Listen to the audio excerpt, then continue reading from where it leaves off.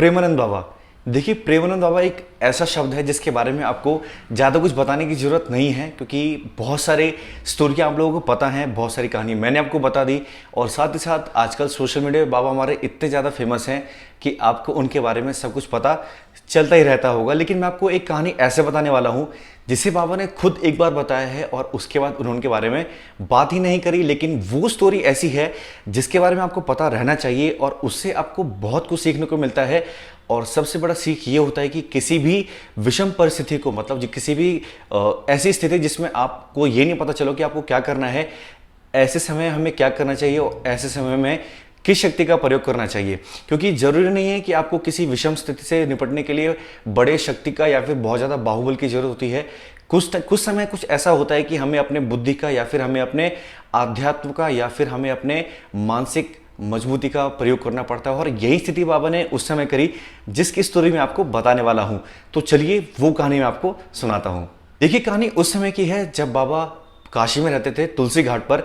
तुलसी घाट के बारे में आप लोग भी जान गए होंगे। और तुलसी घाट पर बाबा पहले बैठकर जो सत्संग करते थे, मतलब उस टाइम भी बाबा को बहुत सारे लोग सुनने आते थे। और बाबा उस टाइम सत्संग पर बैठे हुए थे और अचानक एक मोटरसाइकिल वहाँ पे आकर रुकती है, जो कि बाबा बताते हैं कि वहाँ पर एक मोटरसाइकिल आकर रुकती है और उससे एक भयानक सा पुरुष उतरता है और जूता लेके सीधा घाट पर आ जाता है और खड़ा हो जाता है। तो बाबा उसे मना करते हैं कि जो घाट होता है, घाट को हिंदू धर्म में बहुत ज़्यादा पवित्र माना जाता है और घाट पर जूता चप्पल या फिर किसी भी ऐसी वस्तु के साथ जाना अलाउ नहीं होता जो कि हमारे हिंदू धर्म के खिलाफ हो। जैसे जूता चप्पल अशुभ माना जाता है पूजा पाठ वाले स्थल पर, मांस वगैरह ये सारा घाट पर ले जाना अलाउ नहीं होता। तो ऐसी स्थिति में क्या होता है कि वो इंसान जूता लेके घाट पर चला जाता है और बाबा के मना करने के बाद ही बाबा को धिक्कार देता है कि मतलब वो अपने घमंड में था और वो घाट पर जाता है और उसे जो करना होता है वो कर रहा होता है। तो बाबा उस टाइम उस चीज़ को इग्नोर कर देते हैं और वापस सत्संग करना स्टार्ट कर देते हैं। लेकिन जब वो थोड़ी देर बाद वहाँ से वापस ऊपर जा रहा होता है तो बाबा उसे रोकते हैं थे और कहते हैं कि जो तुमने अभी किया, तुम्हें पता है तुमने क्या किया है? तो वो बाबा को थोड़ी देर पहले गुस्से में घूरता है और कहता है कि जा, जो करा मैंने कर लिया, तू क्या करेगा? तो बाबा उस टाइम उसे कोई ऐसा रिप्लाई नहीं देते और बाबा वापस सत्संग सुनाने लग जाते हैं। तो बाबा सोचते हैं कि ये चलो ठीक है, बोल दिया, अब ना समझता हो गया, चला जाएगा वो ये।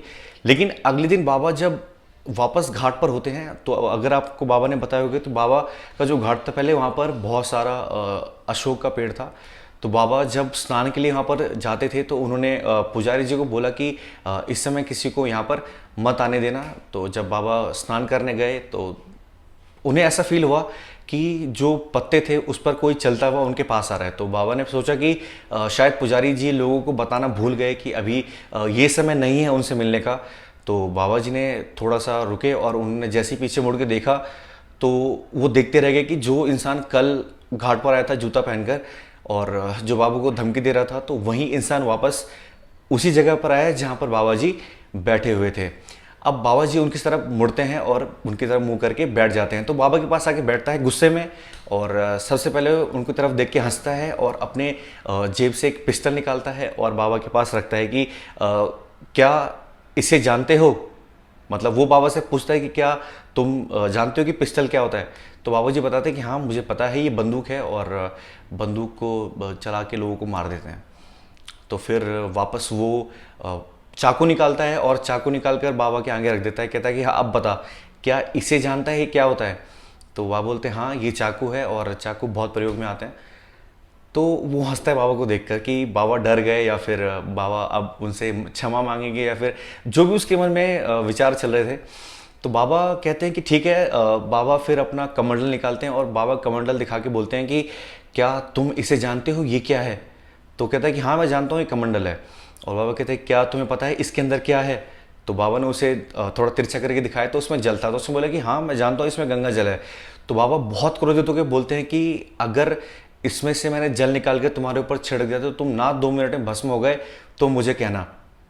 और बाबा उस ये बताते हैं कि उन्हें ये बताते हुए, ये बोलते हुए उन्हें ये पता नहीं चला था कि वो क्या बोल रहे हैं या फिर उस समय उनके साथ क्या हो रहा है। तो वो इंसान पहले बाबा को थोड़ी देर शक की निगाहों से देखता है और वो वहाँ से थोड़ी देर में दुम दबा के निकल जाता है, मतलब बाबा से कुछ बोलता नहीं है। तो बाबा कहते हैं चलो ठीक है, जो भी बात हुई आई गई चली गई। उसके बाद सबसे सोचने वाली बात ये थी कि उसके 2-3 दिन बाद वो इंसान वापस बाबा के पास आता है, बाबा के सत्संग में बैठता है और बाबा से क्षमा मांगता है कि जो भी मैंने उस दिन आपके साथ व्यवहार किया, मतलब जो भी मैंने दुर्व्यवहार किया, उसके लिए मैं क्षमा चाहता हूँ और उस टाइम मैं बिल्कुल भी अपने होश में नहीं था। यहाँ पर अपने होश में कहने का मतलब ये है कि वो नशे में नहीं था, मतलब शराब के नशे में नहीं था, गांजे के नशे में नहीं था, वो था क्रोध के नशे में।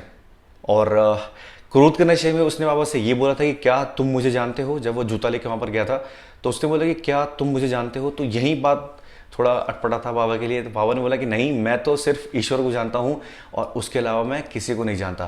तो इस कहानी से हमें यही सीखने को मिलता है कि ज़रूरी नहीं है कि विषम परिस्थिति जब होती है तो आपको डंडा चाहिए या फिर बड़े डोले शोले चाहिए या फिर बहुत बड़ा शरीर चाहिए इन सबको बचाने के लिए। आपको अपने मन के द्वारा भी आप बहुत सारे विषम परिस्थिति को कंट्रोल कर सकते हैं। आध्यात्म के माध्यम से आप बहुत सारे विषम परिस्थिति को कंट्रोल कर सकते हैं। और अगर आपकी मनोशक्ति बहुत अच्छी होगी तो भी आप विषम से विषम परिस्थिति को भी आसान कर सकते हैं। तो बाबा ने यही बताया, कहानी सही रियल है, लेकिन बाबा ने इसके माध्यम से आपको बताया है कि अपने अध्यात्म को और अपने मन को इतना ज़्यादा स्ट्रांग करो कि आपको किसी और चीज़ की ज़रूरत ना पड़े। तो आई होप आपको ये स्टोरी अच्छी लगी होगी, और अगर आपको ये स्टोरी अच्छी लगी है तो वीडियो को शेयर करें, चैनल को सब्सक्राइब करें, कमेंट करें, लाइक करें और अपने दोस्तों में शेयर करें ताकि वो भी ऐसी इंटरेस्टिंग स्टोरी सुन सकें और वो भी ऐसी आध्यात्मिक स्टोरी सुन सकें। तब तक के लिए धन्यवाद।